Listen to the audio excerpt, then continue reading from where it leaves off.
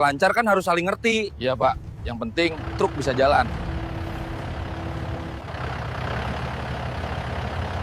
Katanya preman itu deket sama orang kantor sebelah. Kantor sebelah yang mana? Ya itu, yang pakai seragam. Tapi kalau malam nongkrong di rumah si Herman. Premannya makin nekat, Din. Minggu kemarin minta rokok, sekarang minta duit. Minggu depan mungkin minta karung sekalian. Muncul kabar, gudang sembako bantuan dari KDM dipalak preman. Bukan sekali dua kali, tapi tiap truk datang selalu ada yang minta jatah keamanan. Masalahnya preman itu bukan preman biasa, katanya ada seragam di belakangnya. Warga takut bicara, sopir diam, bahkan aparat setempat pura-pura nggak tahu. Sampai akhirnya KDM dengar kabar itu sendiri. Dan kalau KDM sudah turun tangan, biasanya bukan cuma preman yang panik, tapi juga bekingannya. Pagi di Desa Margasari, Kecamatan Citamiang, Jawa Barat, mestinya jadi waktu paling sibuk di gudang bantuan KDM. Di sanalah karung-karung beras dengan logo program rakyat itu ditumpuk rapi. Tulisan "Untuk warga, bukan untuk dijual" menempel jelas di tiap karung, seolah jadi doa agar tak ada tangan nakal yang mengganggu. Tapi belakangan, doa itu seperti kalah oleh kenyataan. Truk yang harusnya berangkat jam 8 baru bisa jalan jam 10. Bukan karena macet, tapi karena ritual yang tidak pernah absen.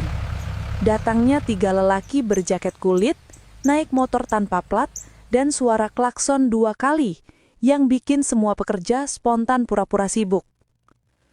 Udin, pengelola gudang, menarik napas panjang. Dia tahu itu bukan tamu biasa. "Din, aman kan minggu ini?" Suara berat seorang di antara mereka terdengar. Nada bercanda, tapi nadanya mengandung perintah. "Tenang aja, biar lancar kan harus saling ngerti kan?" Lanjutnya sambil mengetuk papan timbangan pakai jari yang gemuk. Udin hanya mengangguk pelan, mencoba menahan diri. Dia ingat pesan KDM waktu dulu pertama kali gudang ini berdiri.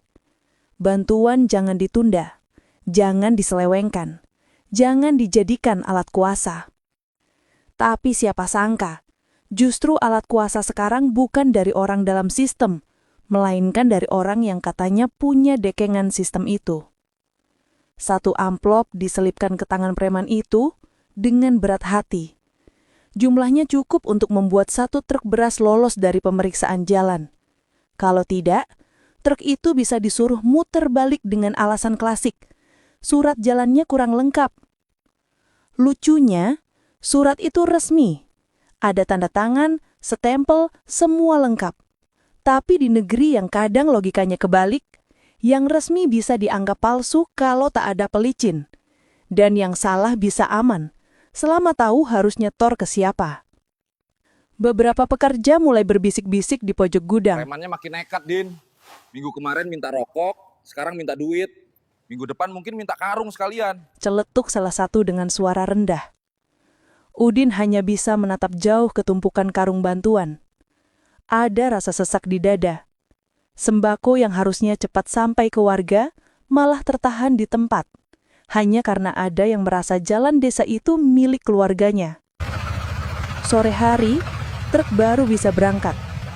Ban belakangnya menggilas tanah becek, meninggalkan jejak dalam lumpur. Tapi di balik itu, ada jejak lain yang lebih berat. Rasa malu dan takut yang tak bisa dihapus hujan. Warga yang lewat di depan gudang cuma berani melirik sekilas. Mereka tahu, semua orang tahu, tapi tak ada yang berani bicara. Kadang yang paling dikakuti bukan petir di langit, tapi bisikan, "Hati-hati, nanti kamu dilaporin." Dan yang paling ironis, gudang itu punya plang besar bertuliskan Program Bantuan KDM untuk Kesejahteraan Rakyat. Kesejahteraan? Udin tersenyum kecut. Yang sejahtera justru mereka yang paling keras menagih keamanan. Dan di tengah senja yang merambat pelan, ia hanya bisa berbisik sendiri. Entah sampai kapan bantuan ini bisa benar-benar sampai ke yang berhak. Di luar, motor 3 lelaki tadi sudah pergi, meninggalkan suara knalpot yang memecah keheningan sore.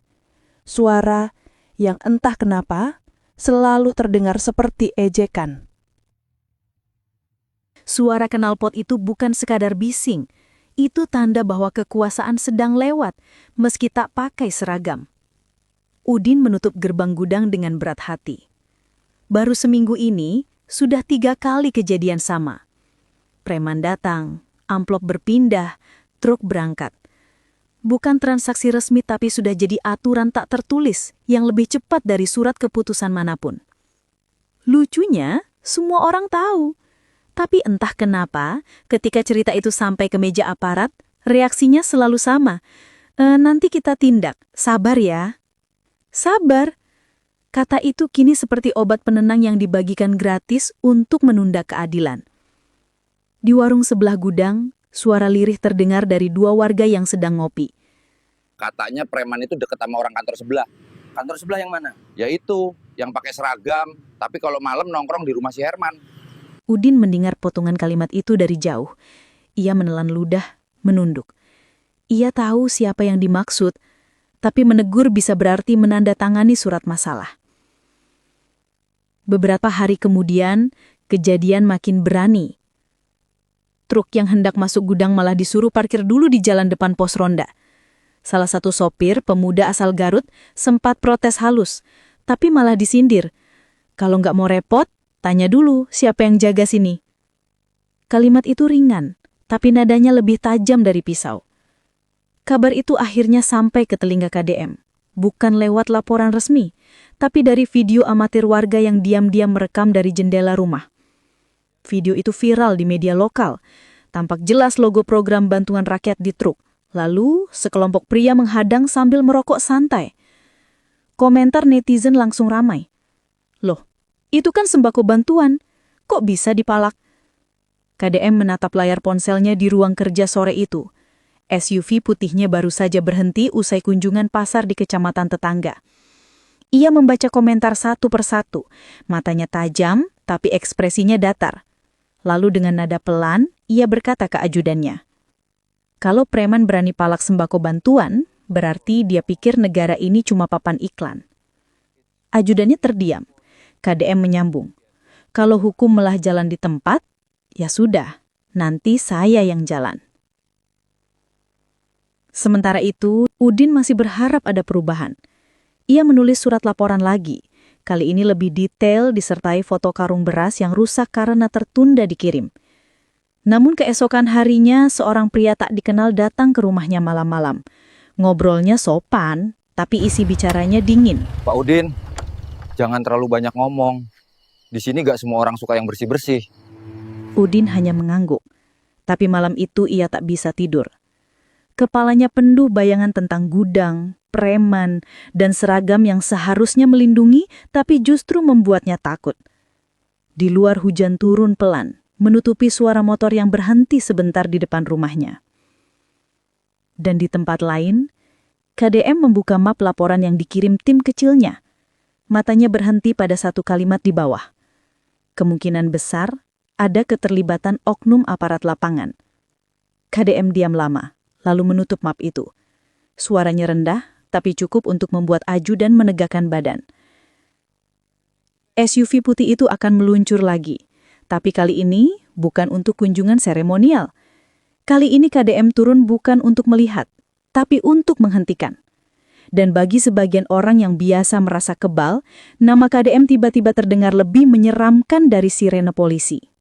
Kabar bahwa SUV putih dengan plat resmi akan masuk desa menyebar lebih cepat dari angin sore. SUV putih berhenti di depan pos ronda. Tak ada iring-iringan, tak ada kamera media.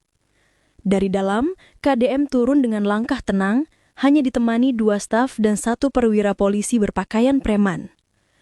Wajahnya datar, tapi matanya tajam, seperti sedang menghitung berapa lama kesabaran rakyat sudah dipermainkan. Mana pengelolanya? Tanya KDM singkat. Udin yang kaget sekaligus gugup langsung maju dengan tangan gemetar. Saya, Pak. KDM menatap sekeliling. Tumpukan karung beras, catatan logistik, dan papan bertuliskan Program Bantuan Rakyat 2025. Ia berjalan pelan menyusuri gudang, lalu berhenti di depan karung yang masih berdebu. Berasnya belum berangkat? Belum, Pak. Ada sedikit kendala di jalan. KDM menatapnya sebentar, lalu tersenyum miring. Kendala atau pungutan? Hening. Suasana seperti membeku. Bahkan burung gereja di atap pun seolah tahu kapan harus berhenti bersuara. Salah satu staf KDM mengeluarkan berkas laporan yang sudah dikumpulkan diam-diam selama seminggu. Foto-foto, video, dan transkrip percakapan preman yang menagih uang keamanan. KDM melihat sekilas, lalu menatap Udin. Yang di video ini siapa? Udin menelan ludah. Itu orang-orang sini, Pak. Tapi katanya mereka dilindungi. Dilindungi? KDM mengulang pelan. Iya, Pak. Sama orang seragam. KDM terdiam sejenak. Hanya angin yang terdengar meniup plastik di sudut gudang. Lalu ia menatap perwira yang berdiri di belakangnya. Polisi dari Polda yang ia bawa langsung. Catat semua nama, lokasi, jam kejadian. Malam ini juga kita bergerak. Ujarnya datar. Perwira itu mengangguk. Cepat. Seperti tahu ini bukan kunjungan biasa. Di luar gudang, warga mulai berdatangan. Pura-pura lewat, tapi jelas ingin melihat. KDM berdiri di depan mereka, tanpa pengeras suara, hanya dengan nada pelan tapi jelas. Gudang ini dibangun buat rakyat, bukan buat ditagih rakyatnya sendiri. Kalau ada yang ngaku-ngaku jaga bantuan, suruh jaga moralnya dulu. Beberapa warga menunduk, sebagian menitiskan air mata. Bukan karena terharu, tapi karena lega. Akhirnya ada yang berani menantang nama-nama yang selama ini cuma dibisikkan, tak pernah disebut keras-keras. Sore itu, SUV putih itu tak langsung pergi. KDM duduk di kursi kayu depan gudang, menatap jalan tanah yang becek, sambil menulis sesuatu di buku kecilnya. Udin memberanikan diri bertanya pelan, "Pak, nanti mereka nggak marah kan?" KDM hanya menjawab dengan nada datar. Kalau marah karena kebenaran, berarti mereka memang hidup dari kesalahan. Preman yang biasanya nongkrong di warung depan gudang tak kelihatan. Mungkin mereka sudah dapat kabar bahwa orang yang tidak bisa dibeli itu sedang datang. KDM berdiri, menepuk bahu Udin. Besok pagi, saya ingin lihat truk bantuan itu jalan tanpa drama. Udin hanya mengangguk cepat. Sebelum masuk ke mobil, KDM sempat menatap ke arah pos ronda yang kosong. Senyumnya tipis, tapi nadanya menusuk. Lucu ya, di tempat sekecil ini yang paling berani malah bukan yang punya pangkat. SUV putih itu perlahan melaju meninggalkan desa. Dan benar saja, keesokan paginya, warga yang biasanya santai di depan rumah kini menatap jalan dengan waspada. Dari kejauhan, terlihat lagi SUV putih itu datang. Tapi kali ini bukan untuk meninjau, melainkan menuntut penjelasan. KDM turun tanpa banyak kata. Wajahnya datar, langkahnya mantap. Ia berjalan menuju gudang, di mana Kapolsek Sukasari sudah menunggu dengan ekspresi kaku. "Selamat pagi, Pak. Kita ketemu juga akhirnya." Kapolsek berusaha tersenyum. "Iya, Pak. Ini soal miskomunikasi di lapangan. Mungkin warga salah paham." KDM hanya mengangguk, lalu membuka map berisi dokumen dan foto-foto bukti. "Kalau salah paham, kenapa preman-preman itu bisa sebut nama Bapak waktu nagih uang?" Suara di sekitar langsung hening. Kapolsek tak langsung menjawab. Ia hanya merapikan seragamnya, mencoba menjaga wibawa. Tapi KDM melanjutkan. Suaranya pelan tapi menggigit. "Saya capek dengar alasan, karena tiap alasan dari orang berseragam, rakyat kecil yang harus menanggung akibatnya." Ia menatap lurus ke arah Kapolsek. Tak ada nada tinggi, tapi tekanan kalimatnya membuat semua yang berdiri di sekitar menunduk. Preman itu bisa berani bukan karena punya otot, tapi karena punya perlindungan. Dan perlindungan itu datang dari mana? Kapolsek menelan ludah. "Kami akan segera, bukan segera, tapi sekarang." Salah satu staf KDM memberi isyarat, dan beberapa anggota tim Satgas bersama 2 polisi dari Polda yang ia bawa mulai bergerak. Mereka menuju rumah kontrakan di belakang pasar, tempat para preman biasa nongkrong. Tak butuh waktu lama, 3 orang ditangkap di tempat tanpa perlawanan. Warga berkerumun, menonton dalam diam. Ada rasa puas, tapi juga takut. Karena selama ini, wajah-wajah itulah yang mereka hindari tiap sore. Udin yang menyaksikan dari depan gudang hanya bisa tertegun. Ia tak percaya, orang-orang yang kemarin masih menagih uang dengan nada santai, kini diborgol dan dibawa pergi. Salah satu dari mereka sempat menatap ke arah Udin, mencoba senyum, tapi gagal. KDM berdiri tak jauh di belakangnya. Tangan di saku, ekspresi datar. Kamu pikir rakyat ini lemah karena diam? Salah. Mereka diam karena sabar. Dan kalau kesabaran itu habis, mereka nggak perlu teriak. Cukup satu video dan semua topeng jatuh. Kapolsek yang tadi masih mencoba tenang, kini menatap tanah. KDM menatapnya sebentar lalu berkata pelan. Jabatan itu bukan tameng, Pak. Itu cermin. Dan hari ini, Bapak pecahkan cermin itu sendiri. KDM berjalan meninggalkan tempat itu tanpa menoleh. SUV putihnya menunggu. Mesinnya masih hidup.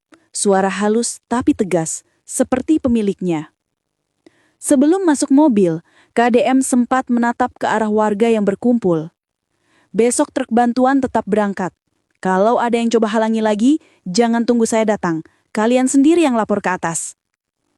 Lalu ia menutup pintu dan SUV putih itu perlahan pergi. Di belakangnya desas-desus mulai berubah. Dulu orang menyebut nama KDM dengan pelan. Sekarang mereka menyebutnya dengan lega, karena akhirnya ada satu orang yang masih berani marah untuk rakyat kecil.